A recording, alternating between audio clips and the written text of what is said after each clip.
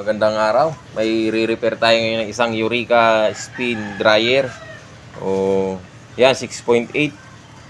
Ang problema nito, sabi nung may-ari, ugong lang. So, chinek ko na to kahapon. Binaklas ko na yung takip. Tinignan ko yung motor at sira. Wala yung isang wire, alang reading. So, ngayon, babaklasin natin siya. At subukan natin i-repair yung motor. Nabaklas na natin yung motor. So, napansin ko para siyang nababasa ng tubig. Ganyan, oh. May puti-puti na dito. So, mukhang nabasa ng tubig to pagka ganito. Saka, pag napuputo lang rewind na ganyan, ibig sabihin nagmo-moist, nagkakaroon ng corrosion. O nababasa yung motor. So, check natin mamaya itong ehe niya dito. Yung pinaka belo. Baka may butas o tagas. O pwede rin naman nagdadaan yung tubig minsan kasi dito sa gilid. Yan, o, dyan. Meron na ako mga na-encounter na ganyan. Sa may mga butas-butas niya na ganyan, dyan dumadaan yung tubig. So ayan guys, babaklasin muna natin to rematch ng motor para makita natin kung saan yung putol. So ayan guys, nabaklas na natin yung motor. So bumungad kagad sa atin ito. Ayan, agad na nakita ko. So grabe, no? May corrosion na dito. Dito ang dami, oh. Ayan, papakita ko sa inyo. Oo nga. Yan. Ang haba. Naku, delikado to.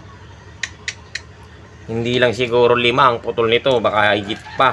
Paano masabi? O, subukan natin babaklasin to. Pagka talagang hindi kaya, bibili ng bago yung motor yung may-ari. Kasi, pagka ganyan pinilit natin, babakjab sa atin to. Delikado. So, ngayon, gagawin natin dito.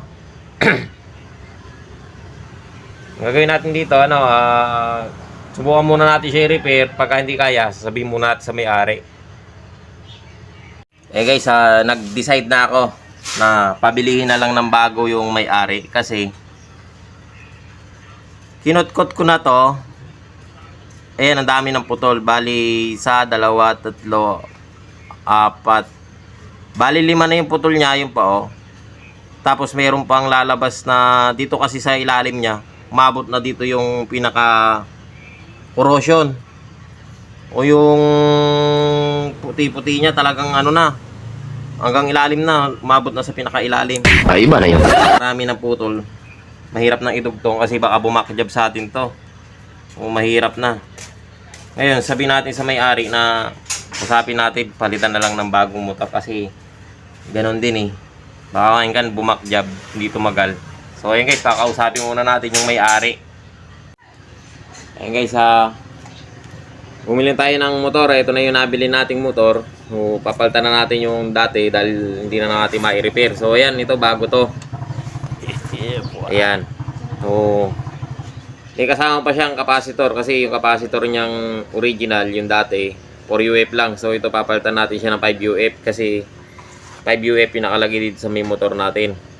So ayan guys, nilagyan ko na rin siya ng tarpaulin na ganito para hindi mababasa, just in case na tumulo yung sa may belo niya sa gilid. Kasi doon, palagi ko doon nagdadaan niya sa may gilid ng belo, eh, mga butas-butas.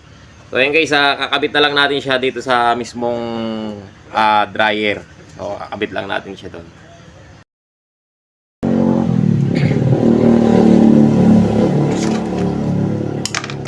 Uy, ang magnet tong ito natin. Ayan.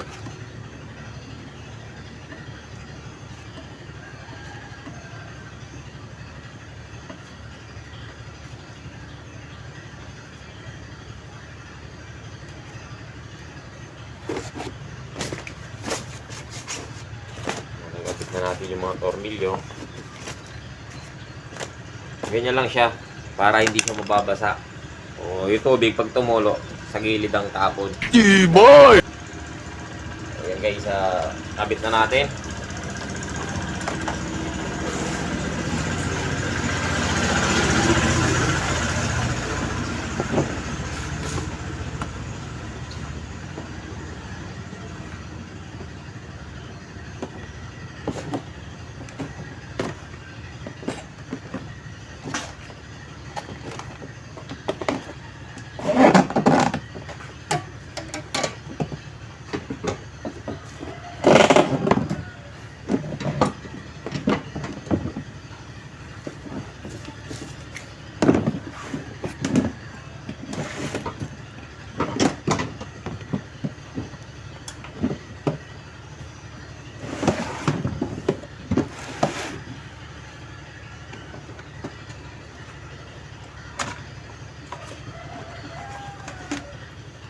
ko lang na ikabit yung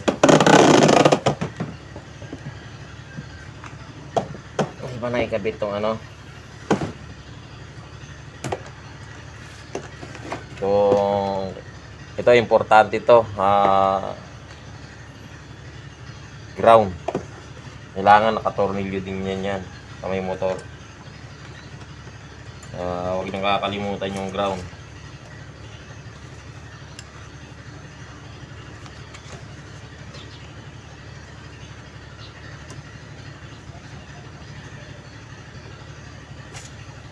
Yan, kabit na natin.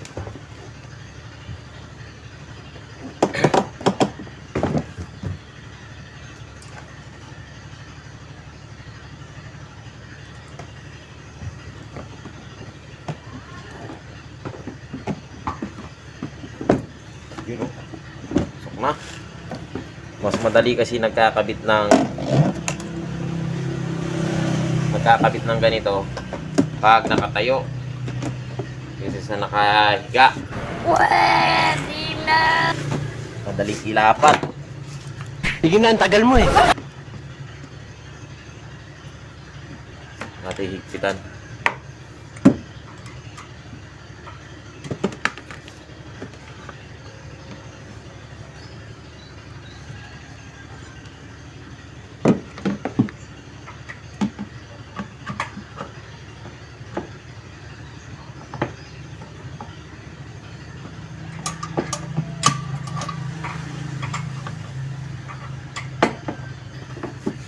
Baka maigpit, baka kumawala.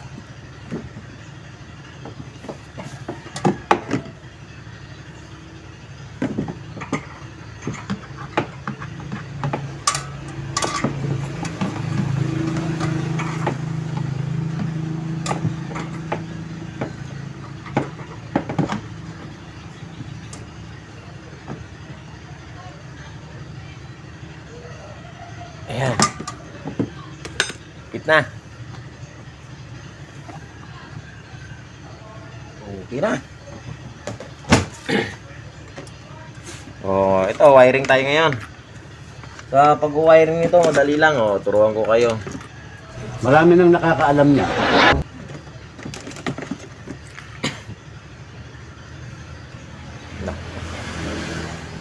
Parang kulay-kulay lang din parehas lang din kulay-kulay ah.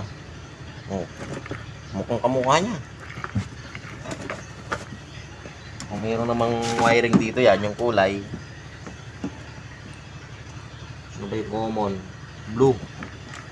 So, titignan natin. Hindi ko natignan kanina eh. Meron masisilip naman dito.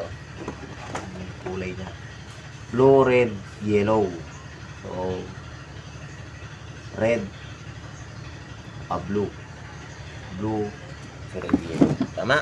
Magkakuha lang sila. Blue, red, yellow. Yung blue, siya yung sa common dito sa may fuse.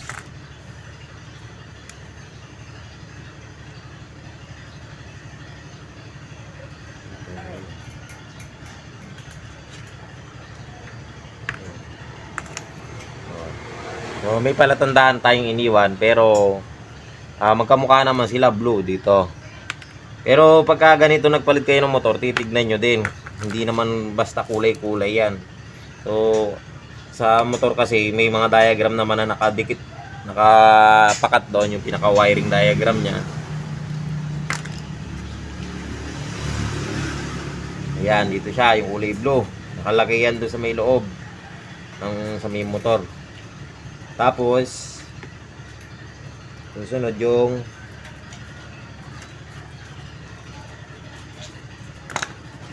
yellow. Kaya lang natin yung balat. Yan. So, tatanggalin na natin pala yung sa may capacitor niya. Papalitan natin to. So, ayan guys ha. Itong kulay yellow sa red, sa capacitor to. So, kakabit lang natin. Ito na yung capacitor niya. Okay guys ha, para hindi kayo malito.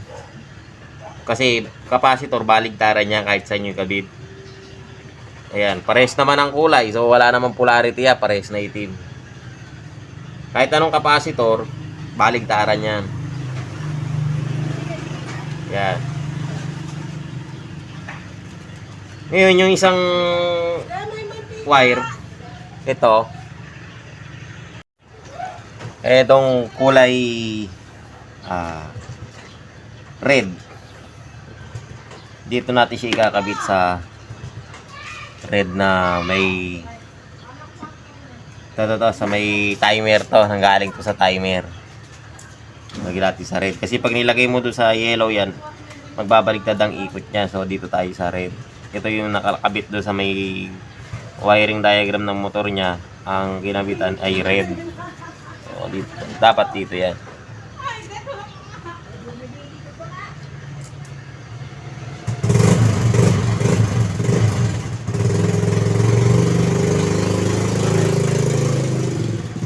Nalagay lang natin tong connector.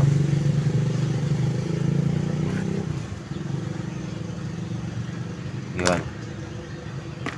Oh, itong sa may kuwan niya, lagyan na lang natin. Ala nang kasama to, dalawa lang.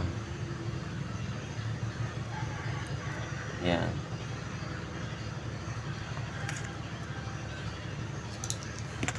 Yun, okay na. So, na-wiring na natin siya. Kakabit na natin yung mga tornilyo sa gilid.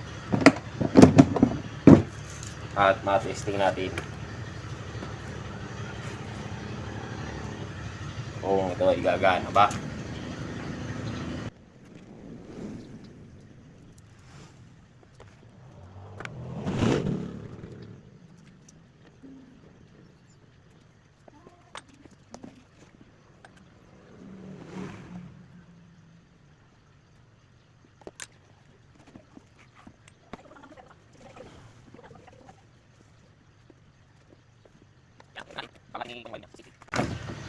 Testingin muna natin siya kung iikot ba.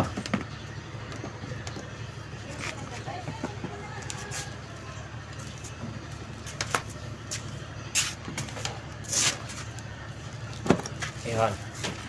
Natin. Yan. Testing.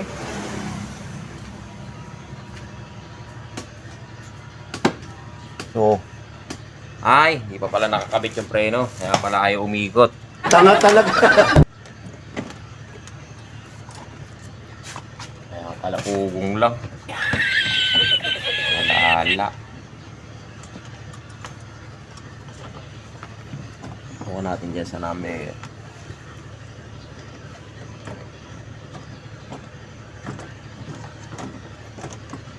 Ang binag-preno.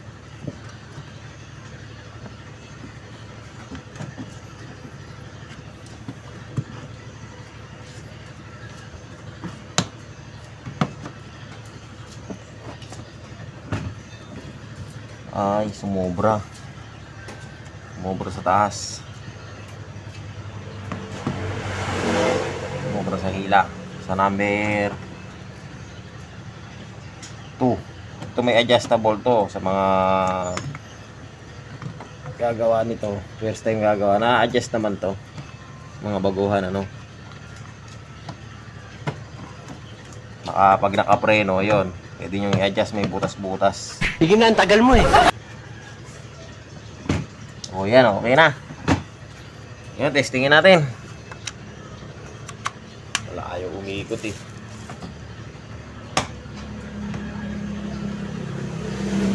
So yun, okay na. Nanginginig na. So, di pala nakikita, ayan o. Galing ha.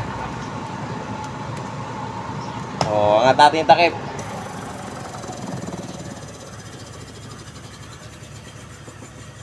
O, di ba? O, kabit natin uli. Ibaba natin. Tutukan natin ang camera para makikita ninyo. O, yun, umiikot na. Bright na bright ka talaga. Pwede na.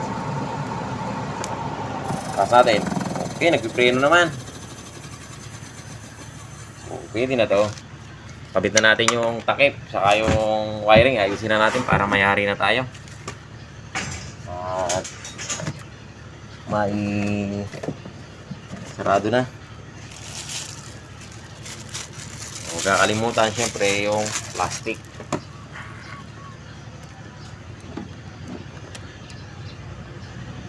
Yan.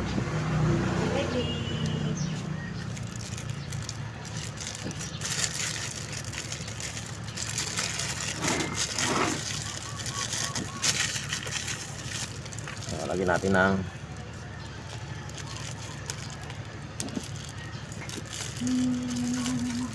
tape na lang. Ayun. Ganyan lang, kasimple. Saka natin ilalagay dito sa loob.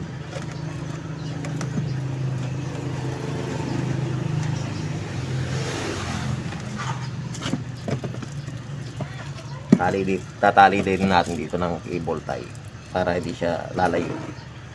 Walang tayo. Tali natin siya dito.